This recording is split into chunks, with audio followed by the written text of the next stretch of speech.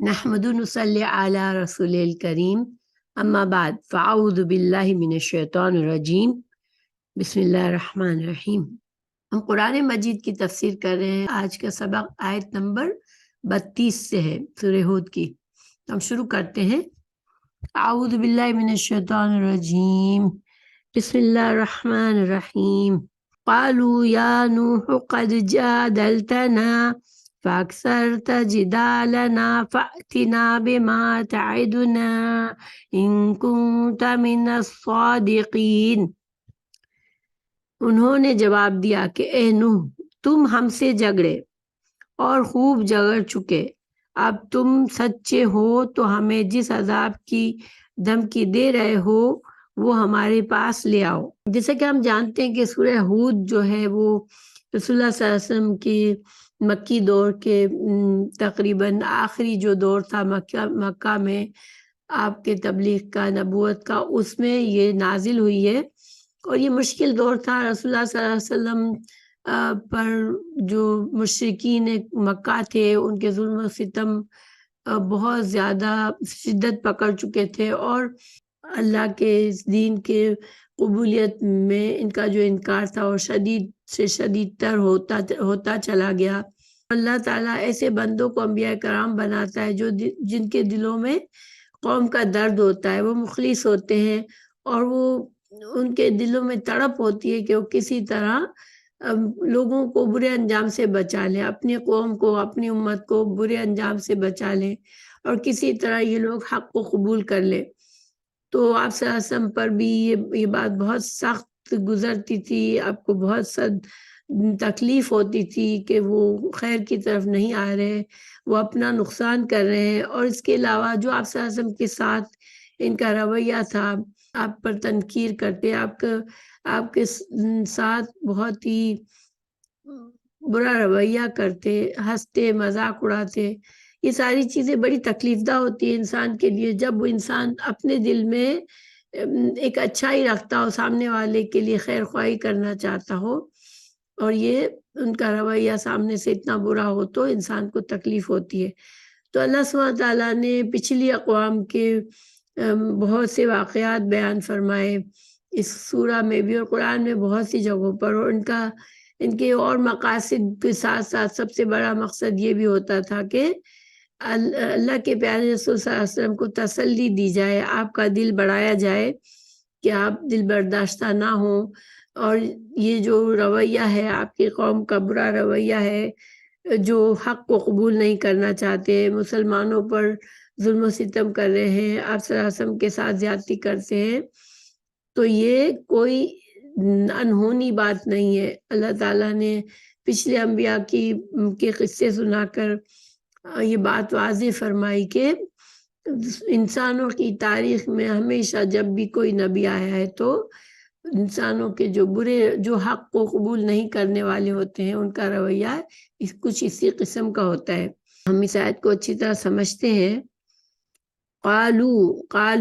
انہوں نے کہا، یہ جمع کا صیغہ ہے، ماضی ہے۔ قالو یہ، اور جمع جو ہے ماضی میں، فعل ماضی میں جمع کی جو واو سے پتہ چلتا ہے عام طور پر کہ یہ جمع ہے۔ قالا واحد ہوتا ہے، قالو انہوں نے کہا، یا نوح اے نوح، یہ نوح علیہ السلام، قد تحقیق، جادلتنا، جدال کہتے ہیں جھگڑنے کو، جادل تنا تو نے جھگڑا کیا ہم سے، تا یہاں پر تو نے، ٹھیک ہے، اور نہ ہم سے، یہ قوم کے جو کفار سے، جو حضرت نوح علیہ السلام کی قوم میں سے جو حق کو جٹلا رہے تھے، تو وہ ان کی طرف یہ ضمیر جا رہی ہے کہ تو نے ہم سے جھگڑا کیا، فاکثرتا، اور کثرت ہم اردو میں بھی استعمال کرتے ہیں، فا پس، اکثر، کثیر ہم کہتے ہیں نا کثرت، تو یہ اکثر بھی ہم کہتے ہیں اردو میں۔ تو اکثر تا پھر سے ضمیر کو ظاہر کر رہا ہے کہ تو نے بہت کثرت کی، یعنی بہت زیادتی کی، بہت خوب جھگڑا کیا، جادلنا جدالنا، ہم سے تو نے بہت زیادہ جھگڑا کیا. کس بات پر جھگڑ رہے تھے حضرت نوح علیہ السلام؟ کہ ان کو دین کا پیغام پہنچا رہے تھے، ہر طرح سے ان کو سمجھاتے تھے، اور ان کی جب وہ یہ بحث کرتے تھے تو ان کو ان کی بحث کا جواب دیتے تھے، حق کو واضح کرتے تھے. تو حضرت نوح علیہ السلام کو دھمکی دے رہے ہیں کہ تو نے اب بس بہت زیادہ ہم سے جھگڑا کر لیا. فَأْتِنَا، پس لے آتے کا مطلب ہوتا ہے آنا، لیکن اس کے بعد جب با آتا ہے یہاں پر دیکھیں فَأْتِنَا بیما، با جو ہے اس کی وجہ سے لے تو لے ما جو تعید وعدہ سے ہے، تو ہمیں جس چیز کا تو ہمیں دھمکی دے رہا ہے. کیونکہ حضرت نوح علیہ السلام ان کو سمجھاتے تھے کہ میں تمہیں برے عذاب سے بچانا چاہتا ہوں، تم اگر میری بات نہیں مانو گے تو تم پر عذاب آئے گا اللہ کا. تو اب انہوں نے کہا کہ تو جس عذاب کا تو وعدہ کرتا ہے ہم سے، بس اب لے اس کو، اب ہم مزید تیری بات نہیں سننا چاہتے. ان کنت من الصادقین،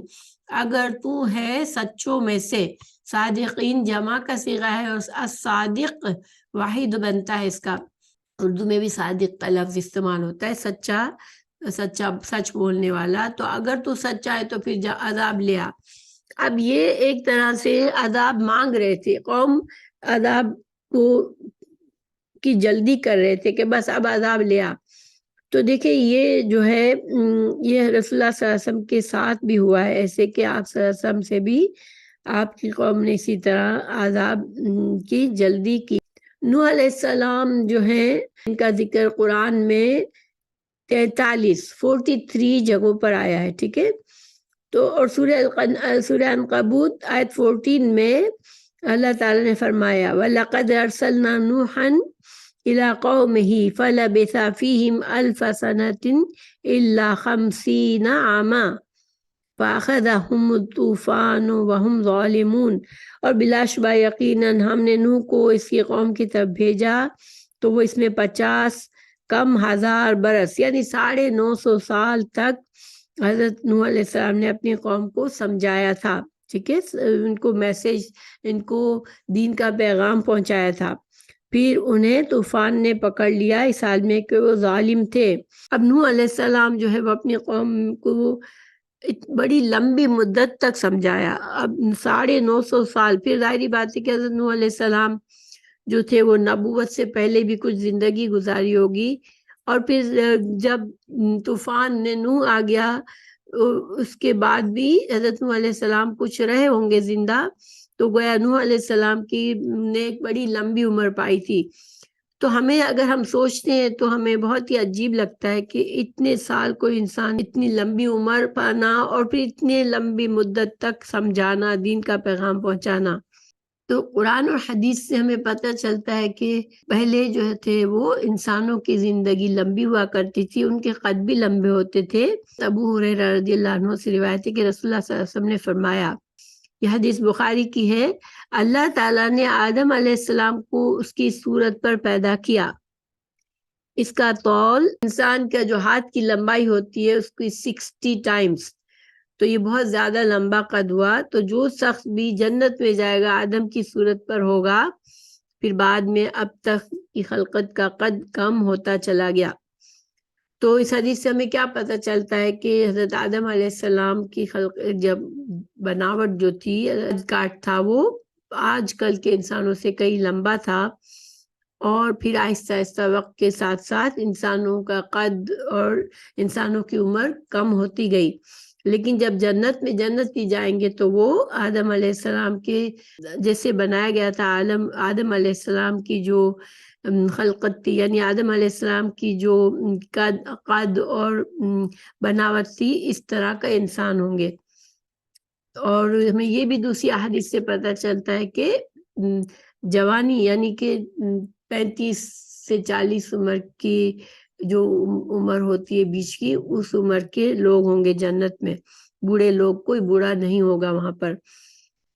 تو بہرحال یہ تو ایک سائٹ کا فائدہ تھا، ٹھیک ہے. لیکن ہمیں دوسری بات جو ہمیں یہاں ایک بات پتہ چلتی ہے انسانوں کے رویے کی، کہ انسان جب سے انسان اس دنیا میں آئے ہیں تو حق کو قبول کرنے کے لحاظ سے انسانوں کی دو قسمیں ہیں. جن کو حق سمجھنے کے باوجود حق کو قبول نہیں کرنا ہوتا وہ اسی طرح کرتے ہیں. ان کی عقل ہی کام نہیں کرتی. دیکھیں اگر عقل کی بات تو یہ تھی کہ وہ اپنے لیے ہدایت کی دعا مانگتے کہ اچھا اگر اتنے عرصے سے نوح علیہ السلام سمجھا رہے ہیں ہم کو بات سمجھ نہیں آ رہی تو وہ اللہ سے دعا مانگتے کہ اللہ ہمیں اگر یہ حق ہے تو ہمیں سمجھا دے. مگر اس کے بجائے انہوں نے کیا مطالبہ کیا حضرت نوح علیہ السلام سے کہ بس اب عذاب لے آؤ، یعنی عذاب کی جلدی کی. ابو جہل نے مشرکین مکہ نے بھی عذاب کا مطالبہ کیا تھا اور دعا کی تھی. سورہ انفال آیت نمبر 32 میں ترجمہ ہے. اور جبکہ ان لوگوں نے کہا اے اللہ اگر یہ قرآن آپ کی طرف سے واقعی ہے تو ہم پر آسمان سے پتھر برسا یا ہم پر کوئی دردناک عذاب واقعہ کر دے. تو دیکھیں یعنی کہ عقل کی بات تو یہ ہوتی تھی نا کہ رسول اللہ صلی اللہ علیہ وسلم سے کی بات اگر وہ نہیں مان رہے تھے تو وہ اللہ سے دعا مانگتے. اور مشرکین اللہ کو پہچانتے ہیں. کہاں جتنے بھی مشرکین حضرت نوح علیہ السلام کے زمانے میں بھی تھے یا رسول اللہ صلی اللہ علیہ وسلم کے زمانے میں بھی تھے تو وہ اللہ کو پہچانتے تھے. ابو جہل نے جو دعا مانگی اور مشرکین مکہ نے دعا مانگی کہ بس اب ہم پر پتھر برسا دے آسمان سے، اگر رسول اللہ صلی اللہ علیہ وسلم کا یہ پیغام سچا ہے اور ہم نہیں مان رہے تو ہم پر پھر پتھر برسا دے. تو یہ جو ہے انسان کی عقل جو ہے وہ کام نہیں کرتی جب انسان حق کو قبول نہیں کرتا. ہمیں دوسری بات یہ پتہ چلتی ہے کہ اللہ سبحانہ تعالیٰ مہلت دیتا ہے، یعنی اللہ تعالیٰ کی ہر چیز حکمت، اللہ کی حکمت عملی ہوتی ہے. اللہ سبحانہ تعالیٰ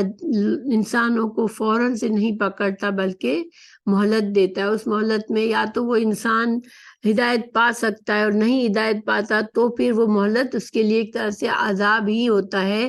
کہ وہ اس مہلت میں اور گناہ کرتا رہتا ہے اور انکار کرتا ہے اور ضد کرتا ہے اور سمجھتا ہے کہ مجھے کوئی نہیں پکڑ سکتا تو میں جو چاہوں کروں. تو یہ پھر گناہوں میں انتہا کی حد تک پہنچتا ہے اور اسی طرح پھر اپنے عذاب کو بڑھاتا ہے. اور اس آیت کا مقصد ہمیں کیا سمجھ آتا ہے کہ اللہ کے پیارے رسول صلی اللہ علیہ وسلم کو سمجھایا گیا کہ آپ اپنا دل چھوٹا نہ کرے. جب یہ تو انبیاء کرام کے ساتھ یہ ہوتا ہے اور حضرت نوح علیہ السلام 950 سال کوئی معمولی بات نہیں ہوتی ہے. اتنے عرصے تک انہوں نے بھی صبر سے یہ کام کیا اور آپ بھی صبر سے کام لے.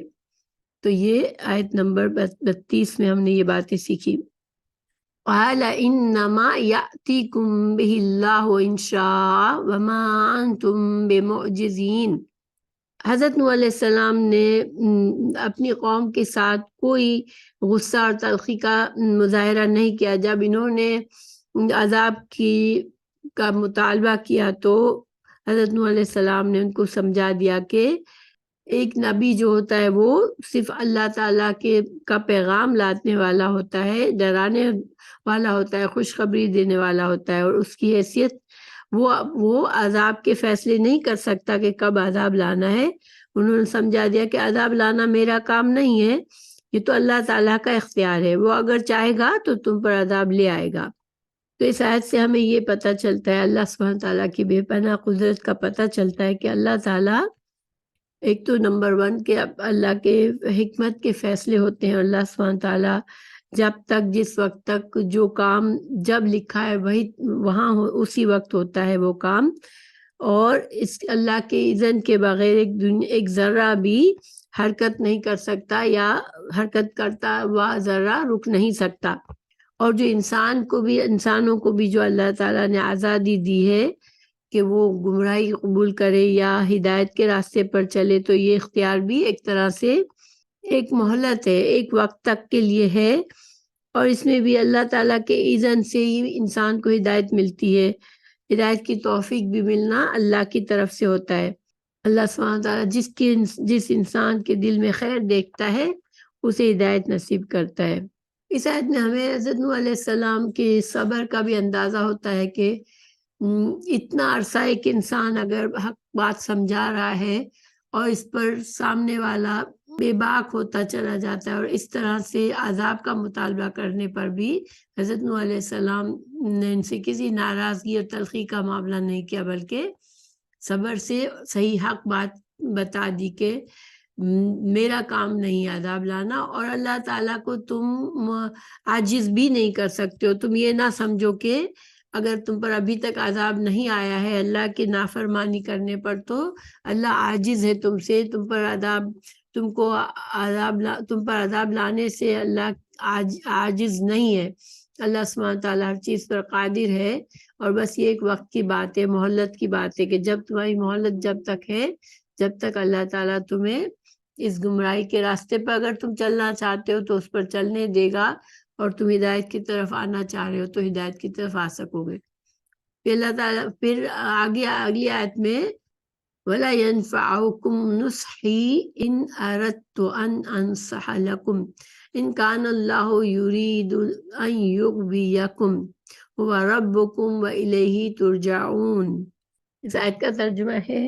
کہ تمہیں میری خیر خواہی کچھ بھی نفع نہیں دے سکتی، وہ میں کتنی ہی تمہاری خیر خواہی کروں، بشرطے کہ اللہ کا ارادہ تمہیں گمراہ کرنے کا ہو، وہی تم سب کا پروردگار ہے اور اسی کی طرف لوٹائے جاؤ گے۔ تو یہاں پر ایک تو حضرت نوح علیہ السلام نے یہ واضح کیا اپنی قوم سے کہ میں تمہاری خیر خواہی کر رہا ہوں، اور میں جتنی بھی تمہاری خیر خواہی کروں میں تمہیں ہدایت دینے پر قادر نہیں ہوں، تم کو ہدایت جو ہے وہ اللہ کی ہی طرف سے ملے گی۔ یہاں پر یہ کہ اگر اللہ تمہیں گمراہ کرنا چاہتا ہے تو دیکھیں اللہ تعالیٰ کسی کو گمراہ کرنا نہیں چاہتا، لیکن اس آیت کا کیا مطلب ہے پھر کہ انسان کہ اپنی ذات سے ہدایت بھی نہیں لا سکتا، نہ گمراہی کا راستہ اختیار کر سکتا ہے، کیونکہ تمام مخلوق کا ایک ذرہ بھی آزاد نہیں ہے۔ اللہ تعالیٰ اس کائنات کے ہر ذرے پر اللہ کی بادشاہت اور اللہ کا مکمل قبضہ قدرت کے اللہ کے قبضہ قدرت میں ہے۔ تو انسان کو جو اختیار دیا گیا ہے وہ اس کے ارادے کا اختیار دیا گیا ہے کہ انسان جو ہے اگر اچھا ارادہ رکھتا ہے اور اس کی کوشش کرتا ہے تو وہ چیز وہ ہدایت پا لیتا ہے، لیکن اگر اس کی نیت خراب ہے، وہ ہدایت کی طرف چلنا ہی نہیں چاہتا، وہ حق کو قبول نہیں کرنا چاہتا، تو پھر اللہ کی توفیق نہیں ملتی اسے، ٹھیک ہے۔ تو اس وجہ سے یہاں کہا گیا کہ اللہ تعالیٰ ہی تمہیں اگر نہیں چاہتا تو تمہیں تو ہدایت میں نہیں دے سکتا۔ تو اللہ تعالیٰ کسے ہدایت دینا چاہتا ہے؟ جو ہدایت کی خواہش رکھتا ہے۔ اسی وجہ سے ہمیں بھی قرآن میں سب سے پہلے سورہ فاتحہ میں بھی جو دعا سکھائی وہ کیا سکھائی کہ ہدایت مانگنے کی دعا سکھائی، اہدنا الصراط المستقیم۔ اللہ تعالیٰ نے قرآن میں ہمیں سورہ فاتحہ میں ہی دعا سکھائی کہ ہدایت مانگو، اللہ سے سیدھے راستے کی ہدایت مانگو، کیونکہ اللہ کی مرضی اور اللہ کی اذن کے بغیر انسان کو توفیق نہیں مل سکتی، اور جو سب سے زیادہ قیمتی چیز ہے زندگی میں وہ ہدایت اور صحیح راستہ ہے، تو وہ اس انسان کو توفیق ملے گی جس کے دل میں خواہش ہوگی۔ پھر اللہ تعالیٰ پھر حضرت نوح علیہ السلام نے واضح فرما دیا کہ تمہیں سب کو لوٹنا ہے، یعنی موت آئے گی تمہیں اور تم سب کو اللہ ہی کی طرف لوٹنا ہے، اور پھر اللہ تعالیٰ ہی کے سامنے تم جواب دہ ہوگے، تم اپنے اپنے اعمال جو تم یہاں پر دنیا میں تم جو کر کے جاؤ گے اس کے تمہیں اللہ ہی کو جواب دینا ہے۔ ہمیں کیا باتیں اس آیت میں پتہ چلی؟ نمبر 1، جو بھی پیغمبر اللہ تعالیٰ جن کو انبیاء کرام ہونے کا منصب عطا فرماتے ہیں تو وہ اپنی قوم کے لیے خیر خواہ ہوتے ہیں، ٹھیک ہے۔ اور پھر کافر لوگ جتنا بھی ان سے برا رویہ کرے اس کے باوجود وہ اپنی قوم کے ساتھ بھلائی کرتے ہیں۔ رسول اللہ صلی اللہ علیہ وسلم کا لقب بھی رحمت للعالمین ہے، کیونکہ آپ صلی اللہ علیہ وسلم ہم سب کے لیے اپنی امت کے لیے رحمت بن کر آئے ہیں، اور رسول اللہ صلی اللہ علیہ وسلم نے بھی مکہ کے قریش اور کافروں کی ہر دکھ کو برداشت کرنے کے باوجود بھی ان سے خیر خواہی کا جذبہ ختم نہیں کیا تھا، اور حضرت نوح علیہ السلام نے بھی یہی بات سمجھائی کہ اگر اللہ تم کو برباد کرنا چاہے گا یا گمراہی میں رہنے دینا چاہے گا تو میں لاکھ تمہیں ہمدردی کروں تمہارے ساتھ، تمہارے لیے خیر خواہی کروں، لیکن تم کو میری اس خیر خواہی سے فائدہ نہیں ہوگا۔ تو گیا تمام کاموں کا مالک اور مختار اللہ ہی ہے، اسی کے ہاتھ میں سب کی پیشانیوں کے بال ہے، اور وہی حاکم اور عادل ہے اور انصاف پسند بادشاہ ہے۔ اللہ کسی پر ظلم نہیں کرتا اور لوگوں کو بھی ایک دوسرے پر ظلم نہیں کرنا چاہیے، اور وہی خالق اور حاکم ہے، وہی شروع سے پیدا کرنے والا ہے اور وہی دوبارہ پیدا فرمائے گا، وہی دنیا اور آخرت کا مالک ہے، اور دنیا کا ایک ایک شخص کو، ہر انسان کو جو پیدا ہوا ہے اس کو لوٹ کر اللہ ہی کی طرف جانا ہے۔ اب اگلی آیت ہے ام یقولون افترہ قل ان افتریتہ فعلی اجرامی وانا بریء مما تجرمون۔ کیا مشرک کہتے ہیں کہ قرآن اس نے خود ہی بنا لیا ہے؟ آپ فرما دیں اگر میں نے اس کو گھڑا ہوگا تو میرا گناہ مجھ پر ہوگا اور میں ان تمام گناہوں سے بری ہوں جن کا ارتکاب تم کر رہے ہو۔ تو یہ آیت جو ہے اس کے بارے میں مفسرین کیا کہتے ہیں کہ نوح علیہ السلام کے واقعے کے درمیان یہ ایک درمیانی کلام ہے، اس کو آیت معترضہ کہتے ہیں، اس طرح کی بات جو کہ اچانک سے ایک بات ہوتے ہوتے کہیں اور کی بات کی جائے۔ تو یہاں پر یہ جو بات ہے یہ اللہ سبحانہ تعالیٰ ان کے بارے میں جو قرآن کے مخالف تھے اور جو رسول اللہ صلی اللہ علیہ وسلم پر یہ الزام رکھتے تھے کہ قرآن آپ نے گھڑ لیا ہے یا آپ نے خود بنا لیا ہے، اللہ کی کتاب نہیں ہے، اللہ تعالیٰ نے ان کے لیے یہ جواب دیا ہے کہ اگر ایسا ہوگا تو اس کا وبال مجھ پر ہوگا، یعنی کہ آپ ان سے کہہ دیں کہ میں نے اگر قرآن کو گھڑ لیا ہے، اگر میں نے اپنی طرف سے اللہ پر یہ سارا جھوٹ باندھا ہے کہ اللہ کی کتاب ہے جبکہ میں نے خود ہی اسے گھڑ لیا ہے، تو پھر یہ تو میرا جرم ہے، یہ اس کا الزام پھر مجھ پر ہوگا اور اس کا عذاب مجھ پر ہوگا، تو یہ میرے گناہ سے تو تم پر تو کوئی آنچ نہیں آئے گی، لیکن چونکہ میں اللہ کا نبی ہوں، میں کیسے اس بات کو گھڑ سکتا ہوں، کیسے میں جب میں اللہ کو جانتا ہوں، اللہ کے عذاب کو سمجھتا ہوں، جب میں جانتا ہوں کہ یہ اللہ کی طرف سے میری طرف پیغام آیا ہے تم تک پہنچانے کے لیے، تو میں جو ہوں کیسے جھوٹ بول سکتا ہوں، میں کیسے اللہ پر جھوٹ باندھ سکتا ہوں۔ لیکن تم جو شرک کر رہے ہو، تم جو انکار کر رہے ہو، تم جو اللہ کے شریک بنا رہے ہو، میں اس سے بیزار ہوں اور اس کے ذمہ دار تم خود ہو، اگر سچے دل سے توبہ نہ کرو گے تو عذاب الہی میں گرفتار ہو جاؤ گے۔ تو ایک طرح سے یہ دھمکی بیچ میں آئی ہے حضرت نوح علیہ السلام کے واقعات کے دوران، چونکہ ان آیت کا مقصد یہ بھی ہے کہ نہ صرف آپ صلی اللہ علیہ وسلم کو تسلی دینا ہے بلکہ مکہ کے قریش کو اور کافروں کو رسول اللہ صلی اللہ علیہ وسلم کے دین کے پیغام کو جھٹلانے والوں کو ہی اصل میں نوح علیہ السلام کی قوم کے واقعات بتا کر اور پچھلے انبیاء کے واقعات بتا کر ان کو ڈرایا جا رہا ہے کہ ان کا جو برا انجام ہوا تم اس انجام سے تم اپنے آپ کو بچا لو۔ تو اسی وجہ سے اس میں بیچ میں رسول اللہ صلی اللہ علیہ وسلم سے فرمایا گیا کہ آپ ان سے کہہ دیں اگر یہ آپ پر آپ پر یہ الزام لگا رہے ہیں کہ آپ نے اس قرآن کو گھڑ لیا ہے، تو پھر آپ ان سے یہ فرما دیں، آپ ان کو یہ جواب دے دیں۔ تو گویا آپ رسول اللہ صلی اللہ علیہ وسلم کو یہ جواب سکھایا گیا، اور ایک طرح سے اس میں دیکھیں رسول اللہ صلی اللہ علیہ وسلم کی نبوت کی سچائی بھی پتہ چلتی ہے کہ یہ اگر قرآن آپ نے خود بنایا ہے، آپ نے خود گھڑا ہے، تو بھی اس طرح کی آیات آپ صلی اللہ علیہ وسلم جو ہے وہ پھر اس میں شامل نہ ہوتی۔ تو یہ ایک طرح سے اللہ ہی کی طرف سے اللہ تعالیٰ نے ہی ان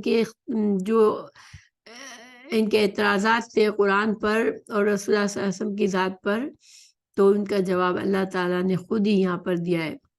پھر آگے پھر سے نوح علیہ السلام کا ذکر آ رہا ہے وَأُوحِيَ إِلَى نُوحٍ أَنَّهُ لَن يُؤْمِنَ مِن قَوْمِكَ إِلَّا مَن قَدْ آمَنَ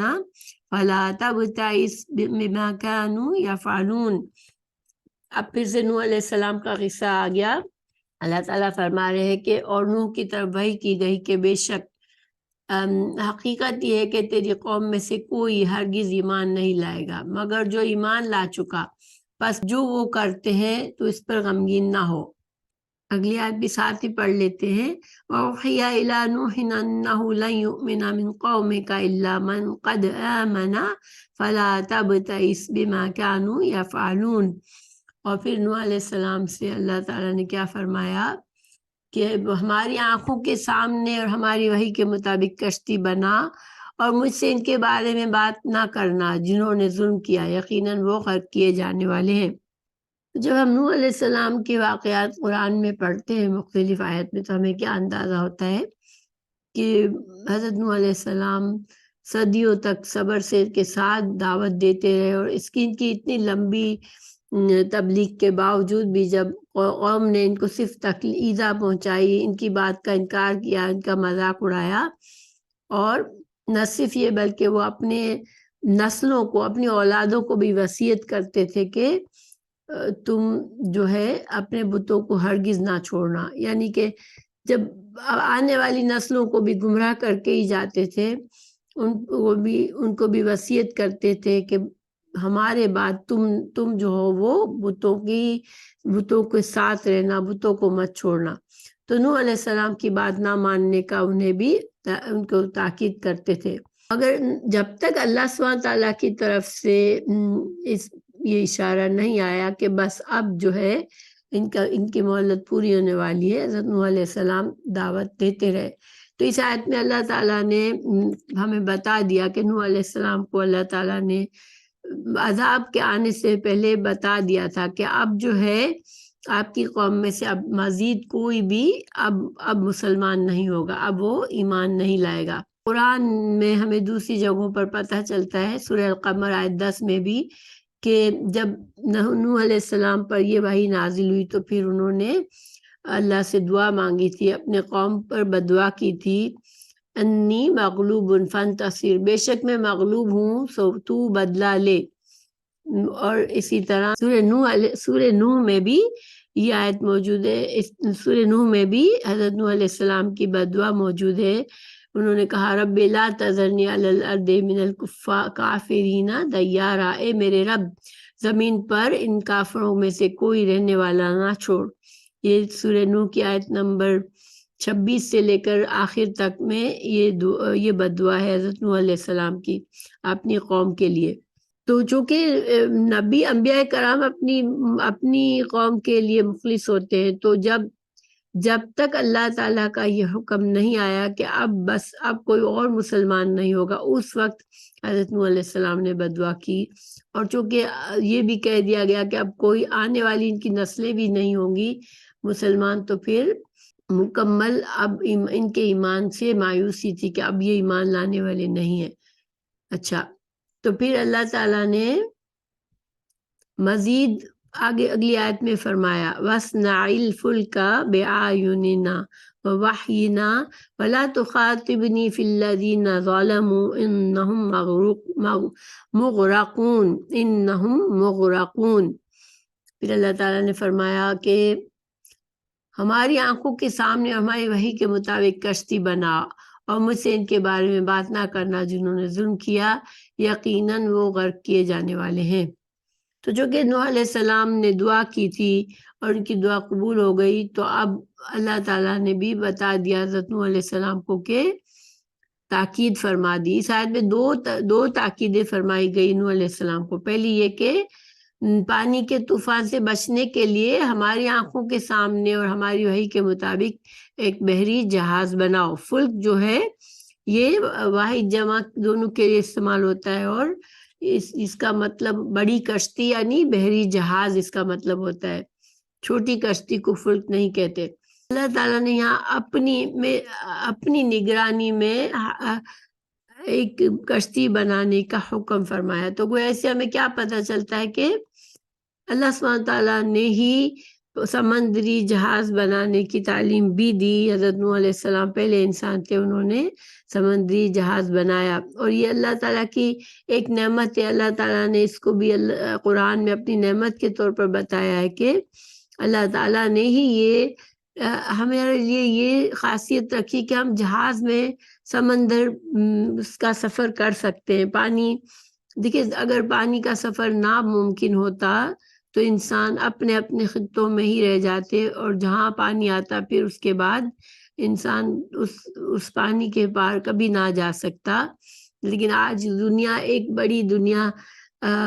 ہر جگہ پر انسان جاتا ہے، ہر جگہ پر سفر کرتا ہے، تو یہ بھی ایسی چیزیں بھی اللہ ہی